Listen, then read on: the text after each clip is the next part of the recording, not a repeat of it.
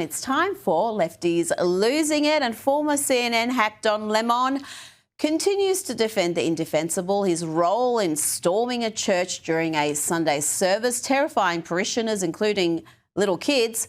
It's all on tape, and Lemon was dumb enough to air it all.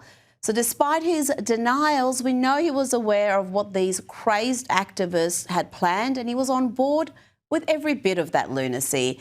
And this sad clown is such an attention seeker that he is now trying to manufacture a ongoing feud with superstar Nicki Minaj after she called him out for his part in storming a church.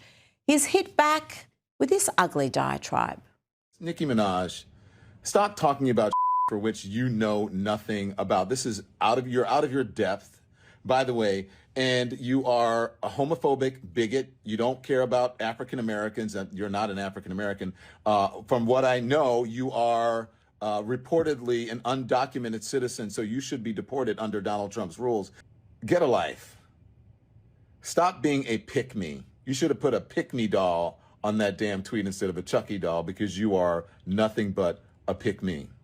And I choose not to pick you. And so should black people, and so should gay people. Shouldn't buy your music. So Don Lemon storms a church to stop illegal immigrants being deported. He's so passionate about that issue, but he now wants Nicki Minaj to be deported because she called him out. And he wasn't done with his degrading, misogynistic rant. He then went on to TMZ to continue the meltdown and call for Minaj to be cancelled. Nicki really got into his head. I normally don't respond to things like this, but, F it. I'm going to do it this time. I think Nicki Minaj has made it very clear how she feels about African Americans in this country. For I don't think she's one of them, obviously. And she should, under Trump's rules, she should be deported. Why are you supporting her? Why are you buying her records? She's also supporting, I have lots of gay friends who love Nicki Minaj. Why are you supporting this homophobic, bigoted, ignorant woman? You should not be supporting her. Nicki Minaj, this is clearly out of her depth. She doesn't understand politics. She doesn't understand journalism. And I'm not surprised that she is weighing in on something that is beyond her capacity. Yep, just a full-blown meltdown. But this is my favourite part. This is Don indulging in a bit of projection. Everything he says here is true about him, not Nicki Minaj.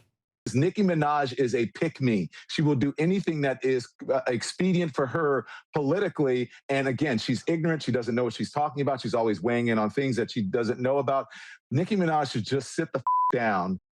You'd think he'd be done now, but no, he's not even close. Don Lemon really scraped the bottom of the barrel by talking to the most demented, bile-filled woman in America, Jennifer Welch, who joined in the attack. And of course, as she always does, she played the race card. Now, Nicki Minaj is apparently a white supremacist. This breed, this sect of Christianity, the white nationalist form of Christianity that I guess now Nicki Minaj attaches herself to. I'm like, good luck with that, sis. At the end of the day, you're still black. They weaponize it. And then, oh my God, I'm a victim. Don't attack my Christianity. And that's what Nicki Minaj just did right there. And I have news for Nicki Minaj. You think these white nationalists are going to accept you and your WAP? Just hide and wait. These people are serious about their racism, Miss Minaj. You know what's racist, Jennifer? The bigotry that sees an affluent white woman telling a black woman what she can believe and who she can support. And as for WAP, W-A-P, that wasn't Nicki Minaj. That was Cardi B and Megan Thee Stallion, the two who were campaigning for Kamala Harris. But I guess all black women look the same to Jennifer Welch. Now, that's racist. Let's have a look at Jennifer Welch's target audience: angry, irrational, hate-filled white women who think they can get away with assaulting officers. Though this next story has a happy ending. Bitch, are you ice garbage? Mom, let's go. Mom. Who are you? What's your name? Are you ice? Oh, you don't want me to take a picture of your face? Is that because you're ice?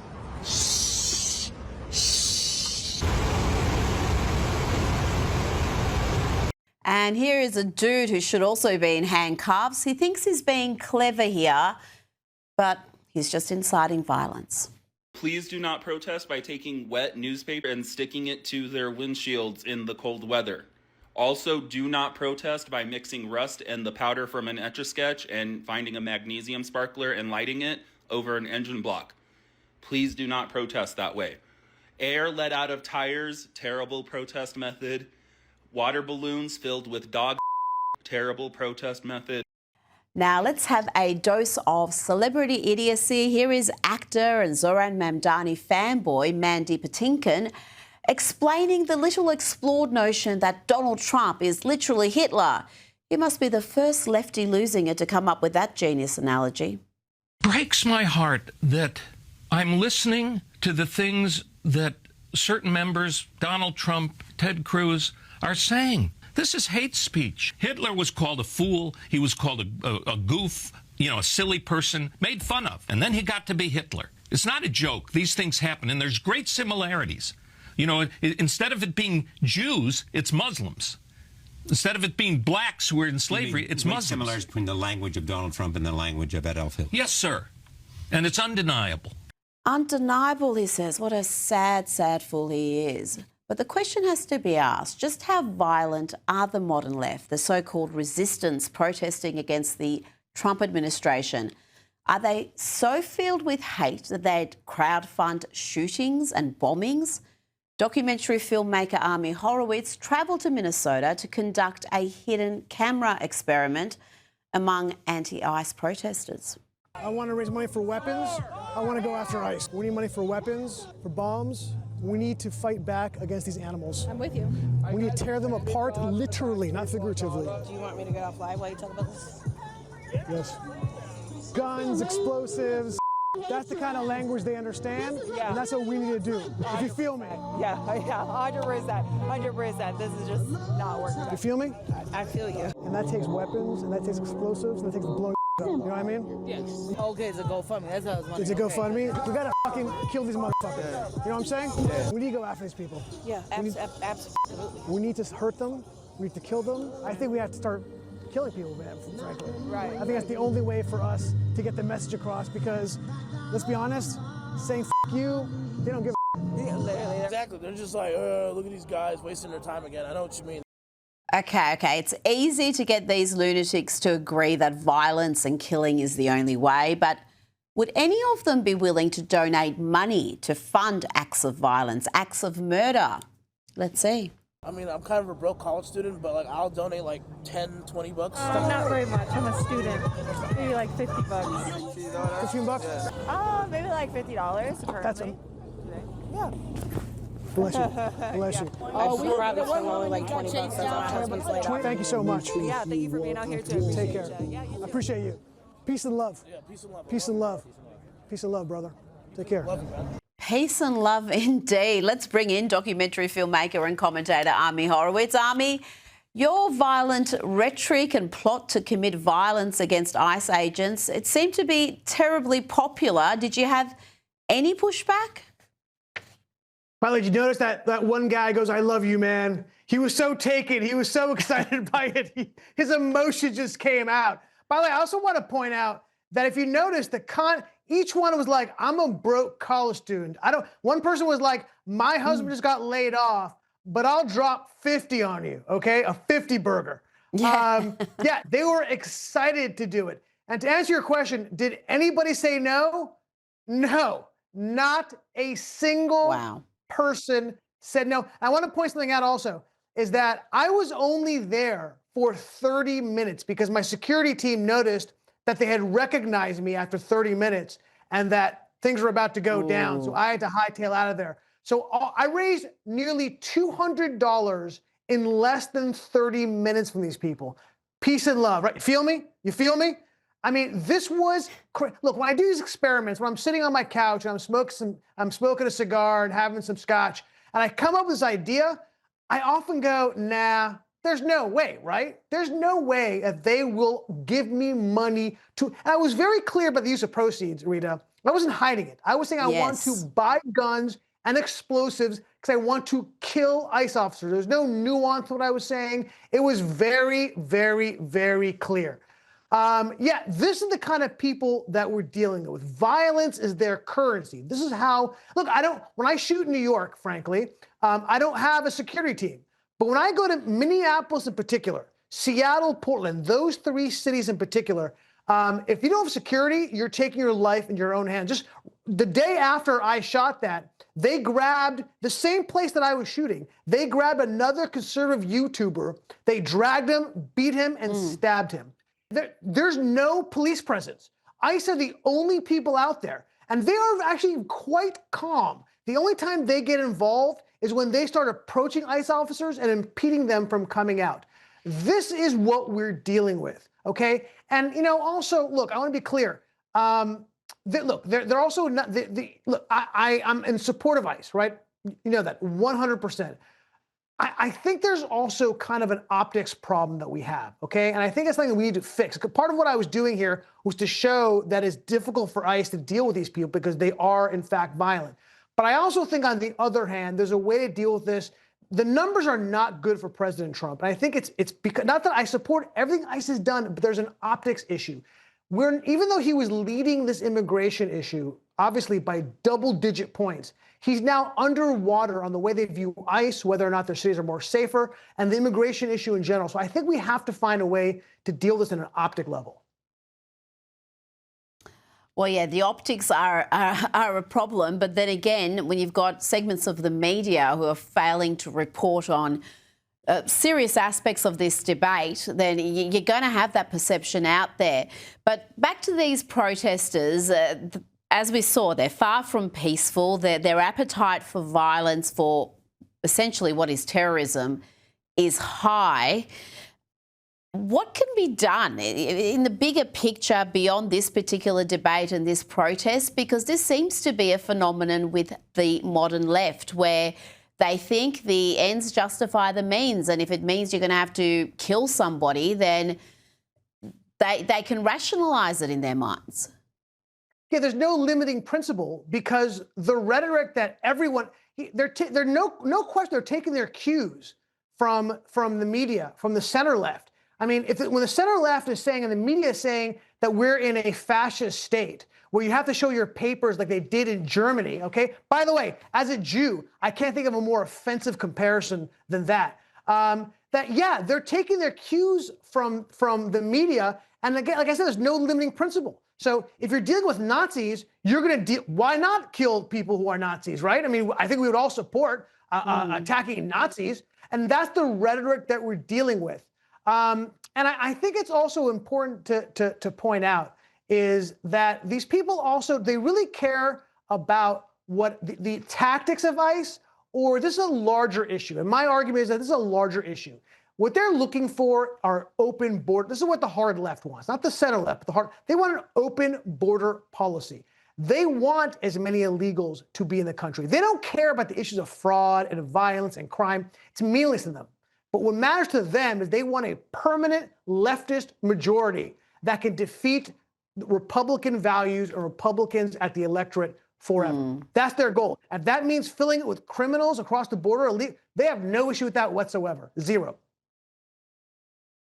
Now, staying in Minnesota, President Trump has again targeted the state's Somali-born lawmaker, Ilhan Omar.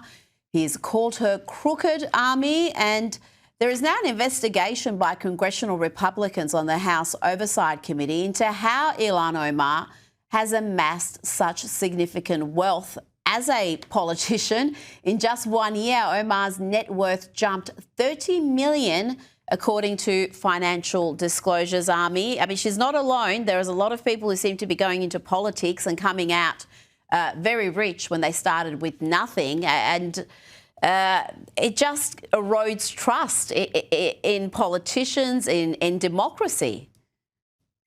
Yeah, I mean, the thing is that she felt so comfortable putting it out there, right, and disclosing it, hiding in plain sight, because we do have a problem with congresspeople in general, and the rules that apply to us don't necessarily apply to them, and that needs to be fixed.